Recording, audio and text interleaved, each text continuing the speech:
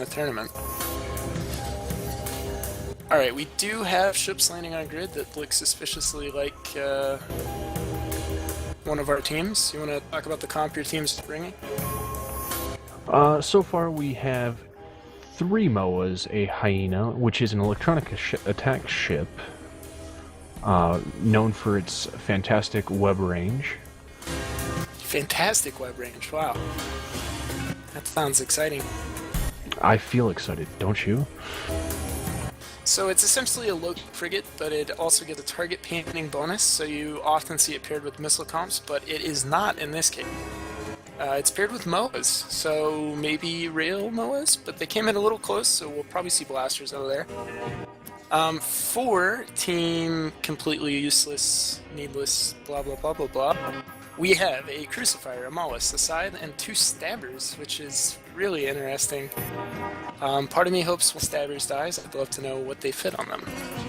So, well, unfortunately, good sir, I believe you owe me 20 million ISK. I didn't say who the 20 million went to. I will give it to a space charity of my choosing. Only 4 members on field, though, from TGL. Is that right?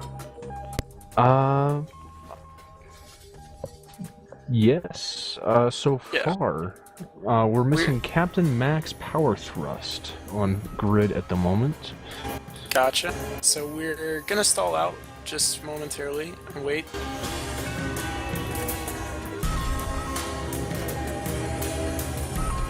But this is good. It gives us an opportunity to discuss this. So a few obvious things that are worth noting.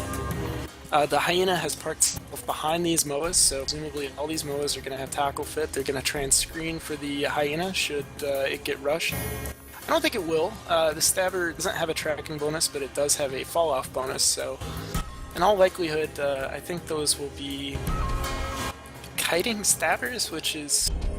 it could work, but the DPS is a little bit low coming off a Stabber, and of all the targets to try and pick a MOA is definitely not the squeamiest of them, so... might see a bit of a stalemate. We've just been informed that these guys are running man down intentionally. Must be a point thing. Right, I was gonna say that the Hyena is a little bit heavier point-wise than an assault frigate, so 3 cruisers in that. Although they still have some to spare, right? So I don't have the score sheet in front of me right look. Alright, so we should expect the countdown here momentarily. 15 seconds called in local. I really don't expect anything to happen to us at the beginning. The only real danger is for the frigates on the completely useless side. If these are in fact rail MOAs and the target painter comes off that Hyena, it would be very bad mojo and not be a good time to be in a frigate. So here we go, and countdown ended. We're off. So where are these Stabbers going? Not a whole lot of movement from them just yet. Don't see any damage coming out. Armor maintenance our MOAs are actually blaster fit, so our MOAs are moving in at a pretty good pace, getting ready to commit straight into these guys. Not surprisingly, the damps from the Mollusk being applied to the Hyena, trying to knock down those webs. Interestingly, all the MOAs deployed armor rep bots and immediately put them on the Hyena. Not a bad choice of things. No. The Stabbers of completely useless burning straight past the MOAs, going right to that Hyena.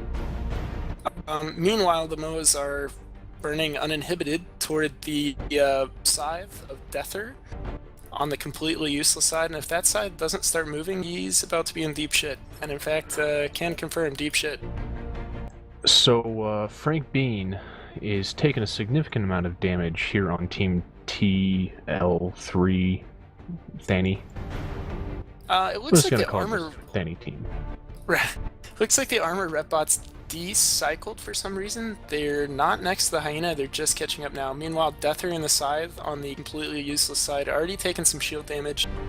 Blaster MOAs are not going to take long to sink that side, and once they do, I'm afraid these Stabbers just don't have the punch to get through these MOAs without putting themselves in dangerous tackle range. So the Hyena on the Thanny team is going down. He's barely holding with all these warriors right up on top of him, and he will be going down before the Scythe. Yeah, but it should be an almost even trade. It looks like the Scythes have a local tank almost guaranteed to be a large ancillary shield booster. Maybe squeeze an XL on if he's got a strange fit, but didn't matter either way, he's dead. Rip and pepperoni, as the MOAs now are going to have to burn out for these stabbers. If these stabbers get themselves anywhere close to these MOAs, a single web will shut them down, and they're burning dangerously close. So all three of the MOAs are fully committing towards, I don't know, it looks like maybe the Crucifier? They're trying to catch the Crucifier? Yeah, that's a good pick. Crucifier, for anybody who doesn't know, is a Tech 1 frigate, so it's really cheap as far as points are concerned, and it gets a bonus to tracking disruption. So these MOAs, they don't have a tracking bonus like some Galinti hulls, they have a fall-off bonus. So my guess is the Crucifier's probably using tracking scripts once somebody is tackled. And SVA is indeed tackled in the stabber. He's got no hips, he's got 2 MOAs on him, and that is not going to bode well for him. Half shield now. So it looks like all 3 MOAs are going to be climbing up on top of him. Right. And we do see the stabbers making an attempt at Korthan in the MOA, but MOA's built like a brick shithouse, and he's also got a local tank, so I'm guessing that these MOAs have a large shield extender as well as a large ancillary shield booster. And Spherox in the stabber, for completely useless, is about to pop. There he goes. So now I bet they're going to try and fully commit into the last stabber of Tampo. That way they can ensure their victory and get a tactical victory instead of a cultural one. Well, at this point, the deal is sealed. There's really no way that, especially with the fit on these MOAs, there's no way that a single stabber is going to break any of them. And TGL's team is up on points in this match, so it definitely is going to go to TGL's team. The question is just whether or not they can catch up with this last stabber. If we could find a kill meal on that stabber, that would be good. So the stabber is tackling the MOA, and vice versa, I'm quite sure. And unless he's got a unique dual prop style fit, he will be there for some time. The other 2 MOAs not overly excited about getting onto that stabber. It seems like they're pushing the frigates away, maybe trying to get those TDs out of optimal, but that's not going to happen in an arena this size. Second MOA now in on that stabber. He hasn't taken a whole lot of shield damage, but it won't take long.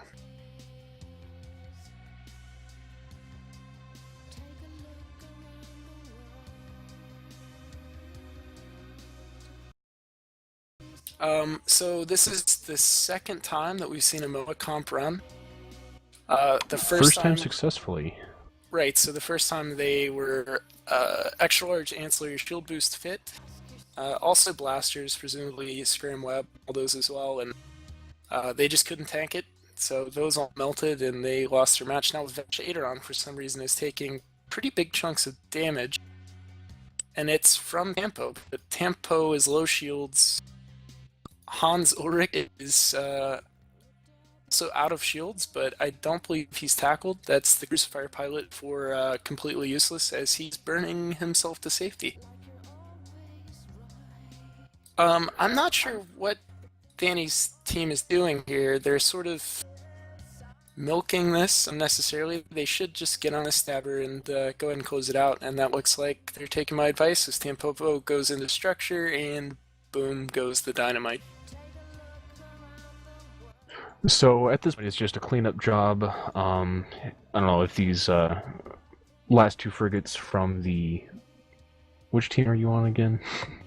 I am completely useless, and yeah, you're right. There's 2 frigates here to give the runaround to these MOAs, and the cap economy on a MOA is not great. If they are ancillary shield boost fit, I don't think they'll have a cap injector, so I really expect these frigates to survive, the only exception being if they were poorly fit and heavily cap unstable. The Crucifier still spinning capacitor on tracking disruptors despite not being anywhere close to danger. Hans will be going down. He's caught. He's tackled by our MOA friends here. But there's a rep coming off that Crucifier. I don't know if he is fully tackled. I think he might just be AB fit and out of heat, but he pops either way. That was either bad piloting or his fit wasn't properly set up to continue burning. His speed was really low there. It might have been an overheated web that caught him off one of those MOAs. I didn't have a good camera angle on it. So Master Broski, still out here damping, doing God's work, despite his entire team having been ruthlessly slaughtered right in front of him. That's bound to leave some lasting emotional scars. He won't be wanting to get up in the morning, that's for sure. But on the bright side, he might become a superhero on the tail end of this. Not all tragedy ends all that poorly, as he's burning around, wasting everybody's 3 minutes. So in the interim, how are things? Things are good? Could be better, could be better. But today's good. Today was a good day, so I'd laugh thoroughly if our Mollis friend comes in and tries to bump one of the commentator ships. We have interference on the field. Yes, interference from a Tyrannus. That's not really going to harm anybody or anything, but he's here all the same.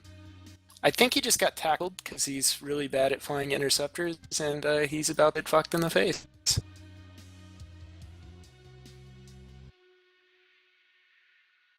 So Vash is taking a little bit of damage, but Ace is taking a lot more. So hopefully the MOAs will be able to dispatch this Tannerus rather quickly before anything bad happens.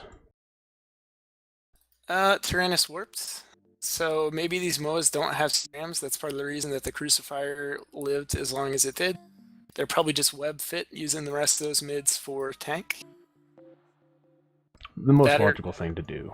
That or that guy was dishonor stabbed, entirely possible. So bravely, though, the last remaining member of the completely useless team in the Mollis, Master Broski, still fighting it out. Still fighting it out. Sudden death. The arena shrinks by 50 kilometers, so we're now down to 100 kilometer diameter. That's really going to put some pressure on Broski. He's going to have to be a little more careful about his range management, and it's essentially forcing him into a corner. That's actually literally what it is. And he will die, but not before he takes some more of our precious time. How are things, though? Things good? Yeah, good. Mangala's been giving me some life advice. He says that I shouldn't kill myself and continue to live life. Well, you know, he's entitled to his opinion. I'm inclined to agree. So Master Broski now sitting quietly, politely, letting one of the MOAs get on top of him.